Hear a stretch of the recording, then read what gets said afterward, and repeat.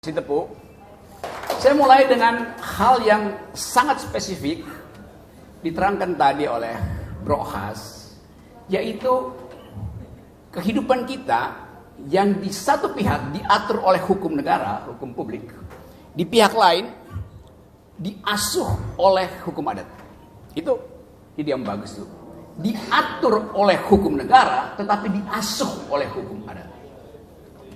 Jadi hal itu yang membuat kita merasa bahwa kita sebetulnya adalah makhluk budaya, bukan sekedar warga negara. Kalau kita warga negara, kita hanya berselisih di bidang public law, tetapi kita lupa bahwa ada dimensi lain dari manusia yang memungkinkan dia punya aspirasi. Jadi kalau hukum negara membatalkan hak masyarakat adat untuk beraspirasi, maka negara itu tidak paham tentang watak kebudayaan bangsa ini. Itu intinya. Jadi kalau tadi diterangkan bahwa siapapun yang menebang satu pohon, dia akan didenda 1 kerbau dan 45 juta rupiah. Bayangkan berapa banyak denda yang harus dibayar oleh Pak Jokowi kalau menebang pohon di Kalimantan.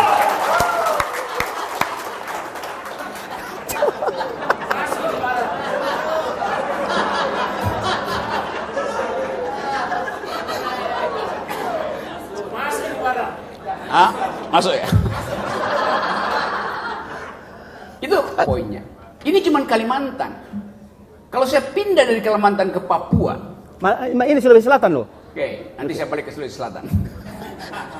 Saya nggak ada keraguan dengan kecerdasan masyarakat Sulawesi Selatan. Sekali. Waktu universitas ini masih bernama IKIP, ibu saya belajar di sini. Wow. Dan Anda tahu, di dalam hukum hereditas, pewarisan, kecerdasan itu diwariskan oleh ibu kepada anaknya. Jadi ibu selalu mewariskan kecerdasan. Mengapa begitu? Hanya melalui rahim ibu, generasi diteruskan. Hanya melalui air susu ibu, kecerdasan diaktifkan. Jadi kita ditumbuhkan untuk menjadi manusia oleh seorang perempuan. Itu dasarnya kenapa kita menyebutkan ibu bumi, Mother Earth. Karena dari situ kita tumbuh itu. Laki-laki tentu punya sumbangan, yaitu menyemprotkan sperma. Tapi setelah itu selesai. Dia nggak mungkin memberi protein susu pada si bayi. Dia nggak mungkin mengetahui kecemasan si bayi.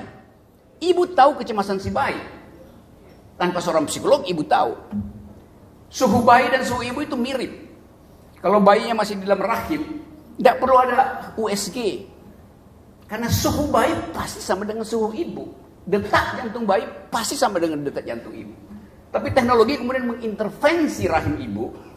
Sehingga seolah-olah kalau nggak ada ginekolog di situ, atau nggak ada ahli radiologi, nggak mampu untuk mendeteksi pergerakan bayi. Padahal dalam hukum adat kita tahu bahwa ibu melahirkan secara natural. Jadi saya cuma mau mengembalikan itu pada bagian yang diprovokasi dengan bagus oleh Hasairin si Tepu tadi. Itu tentang adab, tentang budaya. Saya balik tadi bahwa saya nggak ada keraguan dengan kecerdasan masyarakat Sulawesi Selatan. Karena itu, mari kita kampanyekan makan ikan. Bukan menghafal nama-nama ikan.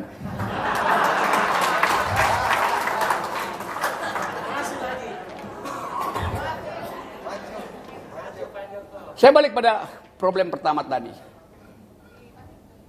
The next leader harus ngapain? Dengan Indonesia, dengan bumi. Pemimpin masa depan, apa kualifikasinya supaya dia bisa disebut sebagai leader? Bukan sekedar dealer. Tadi sangat bagus bahwa semua potensi kepemimpinan kita akan diukurkan pada kemampuan dia untuk membaca 2 hal di masa depan. Satu adalah hak generasi untuk menikmati sumber daya alam negeri. Hak generasi, hak millennials. Hak alumni Universitas Negeri Makassar untuk menikmati sumber daya alam negerinya sendiri. Termasuk di dalamnya adalah hak atas udara yang bersih, hak atas rumput yang hijau, hak atas air yang jernih, hak atas wangi mawar, hak atas cicit burung. Itu yang sekarang lagi dibicarakan di dunia. Setiap pemimpin dunia kalau nggak mengerti environmental ethics, dia akan dianggap sebagai buta huruf terhadap peradaban. Karena itu orang akan bertanya, do you speak English, do you speak French, do you speak Ukraine, do you speak Russian? Orang bertanya, do you speak environmental ethics? Do you speak local wisdom? Do you speak gender equality? Do you speak democracy? Jadi itu tata bahasa yang harus kita penuhi kalau kita ingin menjadikan Indonesia model di dalam masa depan. Kita akan dilirik kalau presiden kita di masa depan akan mengatakan, I do speak environmental ethics. Karena itu aku tidak ingin memindahkan ibu kota yang akan merusak lingkungan. Itu dasarnya. Kalau kita pakai ukuran global tuh. Jadi kira-kira itu intinya. Saya balik lagi pada soal tadi, environment tadi. Papua, tadi saya di Kalimantan, melewati Sulawesi Selatan, lalu melangkah ke Papua. Papua itu tutupan hutannya 30 juta hektar hutan. 80% adalah hutan tropis. Saya hafal karena saya orang hutan. Di 37 juta hektar hutan di Papua, 20 jenis pohon. Ada 160 ribuan jenis serangga. Ada 6.000 jenis mamalia. Dan ada 500 masyarakat adat. Sekarang Omnibus Law akan dipakai di situ demi yang disebut food estate. Berapa ratus jenis spesies yang akan hilang. Berapa ribu pohon yang akan ditebang. Berapa ribu ulat yang akan kehilangan tempat dia bermukim di kaki pohon. Berapa ribu cacing yang akan diangkat dari habitat aslinya. Berapa ribu burung yang tidak mampu lagi bersarang. Itu pertanyaan politis, bukan sekedar pertanyaan etis. Politik apa yang menyebabkan Omnibus Law itu memaksakan untuk merusak alam Papua? Namanya politik akumulasi. Padahal di dunia ini, seluruh pemenang Nobel dalam 20 tahun terakhir ini tidak lagi bicara tentang akumulasi, tapi tentang distribusi, tentang kesejahteraan, welfare. Dan itu yang kita baca di semua jurnal internasional. Tadi saya baru baca tulisan di Foreign Affairs. Saya beli di airport, selama penerbangan saya baca. Satu upaya untuk mengembalikan ingatan bahwa ilmu yang disebut public policy sebetulnya diawali dengan keinginan untuk menginjeksi anggaran agar supaya ada growth. Jadi pertumbuhan itu fungsi dari anggaran. Kalau kita nggak punya anggaran, kita nggak bisa bertumbuh secara ekonomi itu. Itu dalil kuno yang sebetulnya dipakai oleh para ekonom pada waktu itu untuk membackup kepentingan dari yang sekarang kita sebut sebagai oligarki. Yang dulu di dalam pertarungan gagasan antara Cambridge School dan Chicago School menimbulkan diskusi yang dahsyat tentang fungsi pemerintah. Apakah fungsi pemerintah itu adalah injeksikan anggaran supaya terjadi distribusi, atau jangan lakukan sesuatu terhadap pasar supaya pasar itu tumbuh dengan sendirinya? Yang biasa kita kenal debat antara liberal dan libertarian, antara John Maynard Keynes, Keynesian Economics, dengan orang semacam Austrian School yang bermarkas di Chicago. Kita tahu itu dulu. Debat makroekonomi antara kutub Cambridge dan kutub Chicago. Sekarang dua-duanya lenyap. Karena tadi problem environment. Gak ada gunanya berdebat kalau setiap kali habis berdebat ada pohon yang dipangkas untuk kepentingan infrastruktur. Saya mau mengingatkan ini karena seluruh dunia sedang menyoroti soal ini, bahwa pemimpin ke depan kita minta supaya bisa melindungi warga negara dan warga hutan. Kita nggak bisa tunggu misalnya pemerintah keluarin statement bahwa oke, kita menunda carbon trading atau zero emission itu sampai 2060. Nggak bisa. Walaupun itu negosiasi politik. Dan sekarang negonya gagal karena ada perang di Ukraina. Maka semua negara menghentikan investasi di bidang green economy. Karena semuanya siap-siap untuk perang. Jadi bagian ini yang hendak kita soroti. Supaya kalau kita kampanye nanti, siapapun yang mau jadi presiden, Do they speak environmental ethics? Do they speak green economy? Kita nggak lihat ada perdebatan intelektual di antara capres-capres itu. Yang kita lihat adalah orang main TikTok. Capresnya taktok, TikTok, TikTok. Apa isi otaknya? Balihonya segede-gede tower Universitas Negeri Makassar. Segede itu balihonya, otaknya seupil. Karena nggak ada bunyi. Proposisi intelektual nggak ada dari situ. Coba sebut satu capres yang ngomong tentang hutan di Papua. Satu capres yang ngomong tentang bagaimana bangsa ini diasuh oleh hukum publik, tapi juga harus menghormati hukum adat. Nggak ada capres begitu. Yang ada calon capres, yaitu Hasairin Sitepu.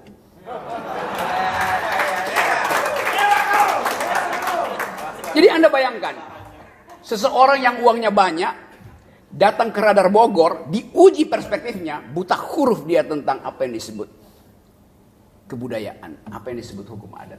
Bagaimana kita mau pilih orang yang nggak tahu hukum adat, padahal dia harus memimpin masyarakat adat di Indonesia yang ratusan ribu komunitasnya. Nah, saya mau ganggu teman-teman di sini sebagai the community of thought, komunitas yang berpikir, yang kelebihan protein karena makan ikan.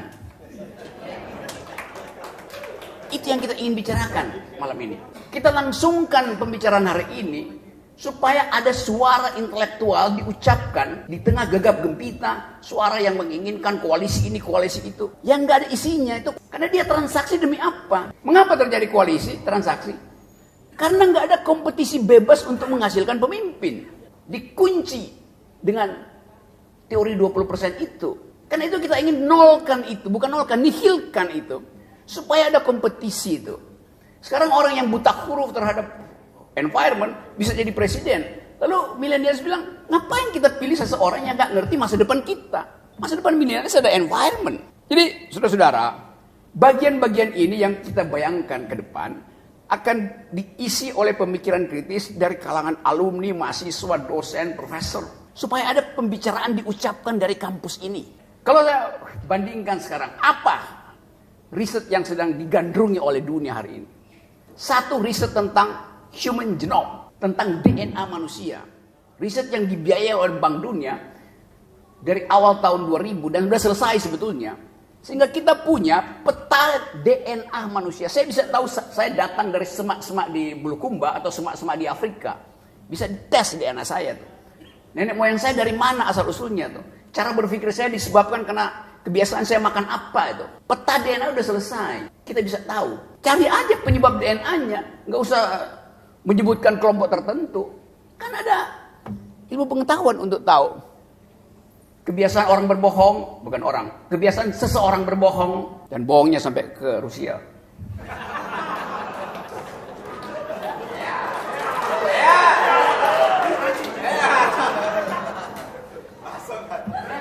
Bisa kita cari asal-usul DNA-nya. Itu satu riset yang udah selesai. Blok riset kedua, yang namanya big data. Itu juga riset yang makin lama, makin serius. Seolah-olah kita nggak punya lagi eksistensi sebagai manusia. Karena ditenggelamkan dalam big data. Kita dirumuskan oleh big data. Itu bahayanya tuh. Ada riset ketiga yang namanya artificial intelligence. Agak rumit gitu. Karena kita mesti berupaya mentransformasi cara kita berpikir sama seperti cara robot berpikir. Supaya kita bisa berpikir secara algoritmis. Itu juga tantangan bagi peradaban-peradaban lokal yang nggak bisa compete dengan tiga fasilitas itu. Big data, artificial intelligence, DNA, human genome. Nah, bagian ini juga kita nggak dengar dari pemimpin-pemimpin yang sok mau jadi presiden. Dia buta huruf terhadap proyek di masa depan. Dia nggak tahu apa itu big data. Dia cuma tahu bahwa big data itu diperlukan untuk 3 periode. Loh, bukan itu tuh big data. Dia nggak ngerti apa yang disebut artificial intelligence. Karena bahkan jangankan yang artificial intelligence, yang aslinya aja dia nggak punya tuh. Intelijen aslinya. Karena itu dia nggak bisa berdebat. Kalau orang punya intelijen, satu kosakata bisa menimbulkan kuriositas dia berdebat. Masa orang berdebat sambil baca laptop? Yang bener aja. Atau 3 halaman yang disodorkan. Dan selalu lost in translation. Gagal ditranslasikan, lalu timbul ketegangan diplomasi. Tapi udah itu bagian headline Radar nanti. Saya balik tadi pada pertanyaan Hasairin tadi bahwa apa yang bisa kita sumbangkan bagi bangsa ini di dalam kekacauan politik. Kita selalu ingin kampus itu jadi penentu masa depan. Kenapa? Karena hanya dengan perdebatan intelektual konsep bisa dibersihkan. Nggak mungkin kita berdebat kalau panggung yang disediakan panggung dangdut. Ngapain berdebat di panggung dangdut? Ini panggung politik, panggung intelektual, panggung konseptual. Dari sini kita uji calon-calon presiden. Dan jadikan universitas negeri. Salah satu diuji di sini, harusnya diuji di kampus. Ya, bukan salah satu. Pertama-tama siapa yang mau jadi calon presiden? Datang ke UNM.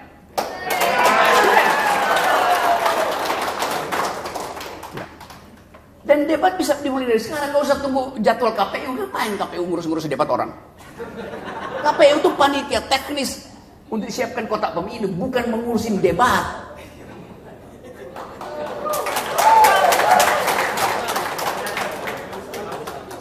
Ada orang KPU nggak sini?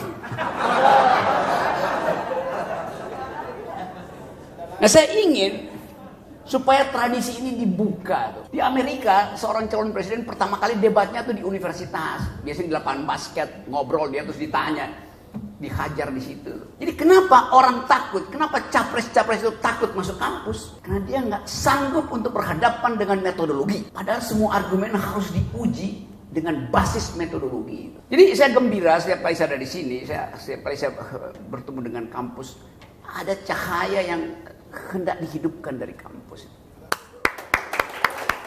Yaitu cahaya pikiran. Saya kira segitu dulu. Kalau saya bicara lama-lama nanti dianggap saya lagi nyapres.